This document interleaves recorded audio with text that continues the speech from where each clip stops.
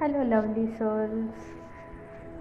आज का मेरा वीडियो है स्पिरिचुअल के जो स्टेजेस होते हैं, स्पिरिचुअल जर्नी होती है, उसके जो स्टेजेस होते हैं, टोटल कितने स्टेजेस होते हैं और इसके बारे में कुछ कुछ बातें जो हम जानते हुए भी हमें नहीं पता है, वो मैं आपको बताऊंगी। स्पिरिचुअल के कुछ नॉलेज में से एक नॉलेज ये भी होता है कि स्पिरिचुअल जर्नी क्या होती है, या स्पिरिचुअल अवेकन जो इंसान होता है, जैसे कि हम ट्विन अपने आप को कहते हैं कि हम स्पिरिचुअल जर्नी में हैं। एक्चुअली इस दुनिया में देखा जाए तो हर एक ह्यूमन स्पिरिचुअल जर्नी में है। हम पता नहीं कितने बर्थ लाइव्स पे कभी क्या बन के इस दुनिया में रहते हैं। हमें भी नहीं पता कि हम कितने योनियों के बाद हमारा जन्म हुआ है, कितनी बर्थ लाइफ के बाद हुआ है। तो एक्चुअली स्पिरिचुअल जो जर्नी होते हैं उसके टोटल 4 स्टेजेस होते हैं।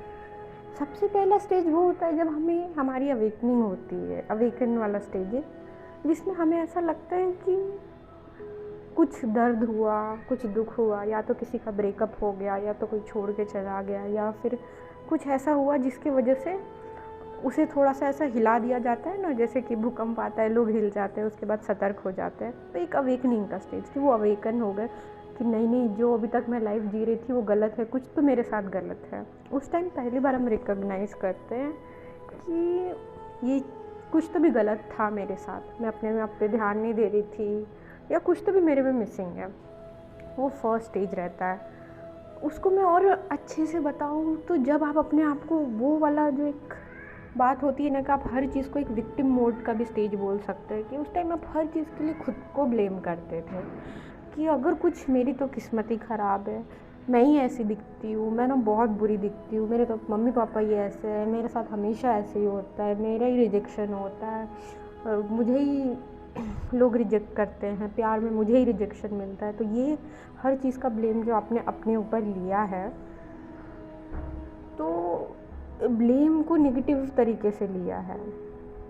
अब ब्लेम खुद पे ले लिया आपने कि हाँ सब मेरी वजह से हो रहा है, मैं ही रिस्पॉन्सिबल हूँ। हाँ आप रिस्पॉन्सिबल हो, लेकिन कहीं ना कहीं ये जो बोलने का आपका जो वे है कि नहीं मैं कुछ नहीं कर सकती हूँ, मैं पता नहीं क्या हूँ, मैं बहुत बुरी हूँ, मैं बहुत बकवास हूँ तो ये जो है, जब आप हर चीज़ में विक्टिम मोड में आ जाते हैं, ये फर्स्ट स्टेज रहता है स्पिरिचुअल जर्नी में, स्टेज 1। फिर आता है हमारा स्टेज 2, जहाँ पे हमें लगता है कि अरे चलो लॉ ऑफ अट्रैक्शन ट्राई करते हैं। लॉ ऑफ अट्रैक्शन से ना कुछ भी मिल जाता है, बहुत ईजिली मिल जाता है, घर मिल जाता है, पैसा, प्यार, सब कुछ मिल जाता है। तो हम क्या करते हैं, लॉ ऑफ अट्रैक्शन ट्राई करते हैं।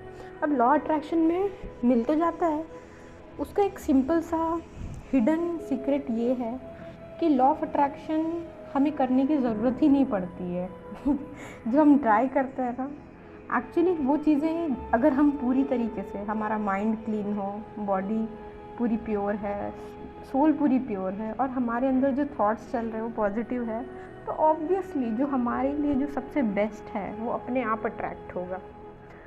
लॉ ऑफ अट्रैक्शन में हम क्या कर रहे हैं, जैसे समझ लीजिए एक एग्ज़ाम्पल कि मुझे यहाँ से, जैसे मैंने अपने लिए लॉ ऑफ अट्रैक्शन से समझो कोई एग्ज़ाम क्रैक करना था, तो मैंने किया, वो कर लिया, और उस पर मैं लॉ ऑफ अट्रैक्शन लगा रही हूँ। लॉ ऑफ अट्रैक्शन ना लगाते हुए मैं क्या करूँगी, मैं उस चीज़ को समझूंगी कि मुझे अपना कर्म करना है, जो सबसे बेस्ट होगा, जो एकदम बेस्ट से भी ज़्यादा हाईएस्ट गुड के लिए अच्छा होगा, वो मुझे मिलने वाला है। हो सकता है एक छोटे से एग्ज़ाम में रिजेक्शन होने के बाद आपका किसी बड़े एग्ज़ाम में, क्योंकि जब किसी का रिजेक्शन हो जाता है ना, वो बहुत ट्राई करता है, वो बहुत ऊंचाई तक जाता है। तो हो सकता है कि अगर किसी चीज़ में आपका बार बार रिजेक्शन हो रहा है, आप बार बार गिर रहे हो, मतलब कुछ हाईएस्ट गुड के लिए कुछ और बातें अच्छी है जो आप नहीं समझ पा रहे। तो लॉ ऑफ अट्रैक्शन में हम छोटी छोटी चीज़ें अट्रैक्ट कर लेते हैं, खुश हो जाते हैं। क्या पता डिवाइन ने आपके लिए कुछ बहुत बड़ा प्लान किया हो, वो सबके लिए बहुत अच्छा ही प्लान करते हैं उनके लाइफ के हिसाब से, बस हम उस चीज़ को ना अनलॉक नहीं कर पा रहे हैं, बस इतनी सी बात है। तो लॉ ऑफ अट्रैक्शन करने की ज़रूरत ही नहीं है, लेकिन हम ट्राई करते हैं स्पिरिचुअल जर्नी के उस स्टेज में जब हमें लगता है कि मैं तो मतलब हमारे दिमाग में थॉट आ जाता है कि अरे लॉ ऑफ अट्रैक्शन से मिल जाएगा। तो ये आधा अधूरा नॉलेज है कि आपकी जैसी एनर्जी होगी वैसे ही आप लोग, सिचुएशन और वैसे ही प्यार, पार्टनर सब अट्रैक्ट करेंगे। तो ये है। फिर आता है थर्ड स्टेज, जब हम थक जाते हैं, जब हम पूरी तरीके से थक जाते हैं कि अब कुछ नहीं हो रहा लाइफ में, कुछ नहीं हो रहा, ना प्यार मिल रहा है, ना पैसा मिल रहा है, ना सक्सेस मिल रही है, अब मैं क्या करूँ।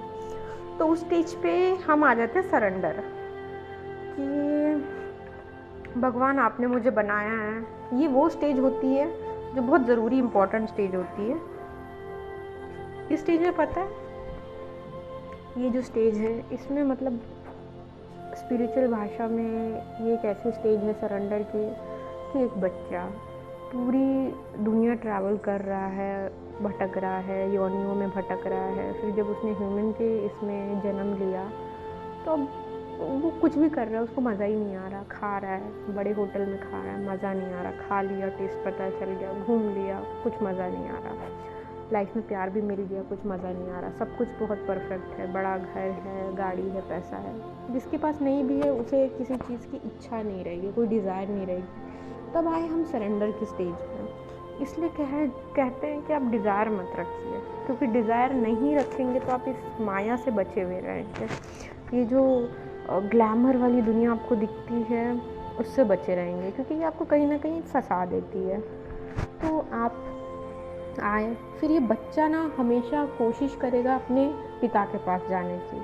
अब ये पिता कौन है? ये परम शक्ति है, ये डिवाइन है, ये गॉड है। डिवाइन से जो कनेक्शन होता है ना गॉड से, वो ऐसा होता है कि पता होता है कि दुनिया में मैं अगर एक बार थोड़ा सा बोलूँ ना कि नहीं नहीं नहीं मुझे दुख हो रहा है, तो आप किसको बताओगे? किसी इंसान को कभी ना कभी किसी पॉइंट पे ऐसा लगेगा कि मेरा कोई इंसान बात नहीं समझ सकता, लेकिन मैं उनको बताऊंगी ना, मेरे डिवाइन को समझ जाएंगे और खुश रहने लगूंगी मैं। तो जब अपने डिवाइन से जुड़ने लगते हैं, उनसे प्यार से बातें करने लगते हैं और ये समझने लगते हैं कि मेरे लाइफ का पर्पज़ ही डिवाइन से जुड़ना था, तो ये बच्चा जब अपने डिवाइन के पास जाना चाहता है तो वो सरेंडर का स्टेज आ जाता है, क्योंकि वो अपने घर जाना चाहता है। क्योंकि हम सब एक लाइट से बने हैं, छोटी छोटी लाइट्स।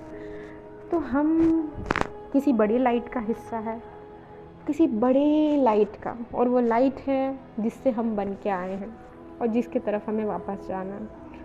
तो थर्ड स्टेज होता है जब हम अपना बिल्कुल दिमाग नहीं लगाते किसी भी चीज़ में, नहीं कि मुझे नहीं पता, जैसे कि मुझे पता करना है मैं ऐसा करने से वो अवेकन होगा क्या, मैं ऐसा करूँगी तो वैसा हो जाएगा क्या, मुझे चेक करना है अभी वो क्या कर रहा है, मुझे चेक करना है थर्ड पार्टी गई क्या, मुझे चेक करना है कि अभी उसके लाइफ में क्या चल रहा है, मुझे स्टॉक करना है। यहाँ ये बातें बताती कि आप मस्कुलाइन एनर्जी में हो। दूसरी बात कि आप इम्बैलेंस हो। तीसरी कि आप अभी भी सरेंडर नहीं कर रहे, आप भगवान के जो प्लान है उस पर शक कर रहे हो। तो जब तक ये सरेंडर पे नहीं जाओगे कि मेरे करने से कुछ नहीं होगा, मेरे हाथ में सिर्फ इनर वर्क है, मेरे हाथ में सिर्फ ध्यान करना है, उससे ज़्यादा मैं कुछ नहीं कर सकती, और कुछ कर दी तो कुछ बदलेगा भी नहीं, क्योंकि बदलने वाला वो ही एक है।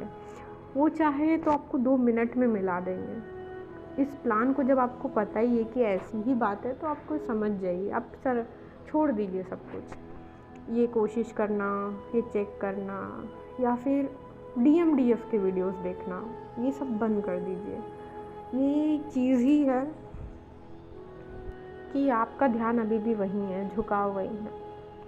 और फिर चौथी स्टेज आती है इसकी कॉन्शियसनेस की स्टेज, चेतना। जब आपकी चेतना बढ़ने लगती है और आप एकदम प्रेजेंट में रहने लगते हो, आपको दिमाग एकदम आपका शून्य हो जाता है, पूरा खाली। आपको ऐसा लगता है अगर ये पेड़ है तो इस पेड़ का कलर ही मैं देख रही हूँ और उसमें अच्छा लग रहा है, किसी और बात की चिंता ही नहीं है। अगर हवा चल रही है तो हवा टच कर रही है तो क्या फील हो रहा है वो महसूस करेंगे, प्रेजेंट।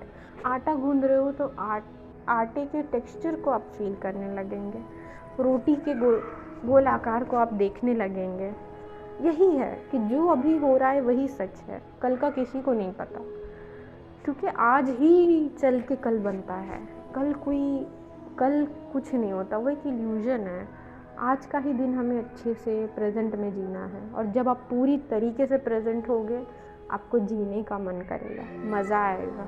आपके जो डीएम हैं उनसे डिटैच भी धीरे धीरे हो जाएंगे। ये एक वन ऑफ द छोटी सी की पॉइंट है कि अगर आप डिटैचमेंट में मुश्किल हो रहा है तो आप प्रेजेंट में रहिए। चल रहे हैं तो अपने पैरों को देखिए, अपने फ्लोर को महसूस करना स्टार्ट कीजिए। प्रेजेंट मोमेंट में आप मेरा पावर ऑफ नाउ का वीडियो भी देख सकते हैं, जिसमें आपको पता चलेगा कि प्रेजेंट मोमेंट में रह के आप क्या क्या कर सकते हो।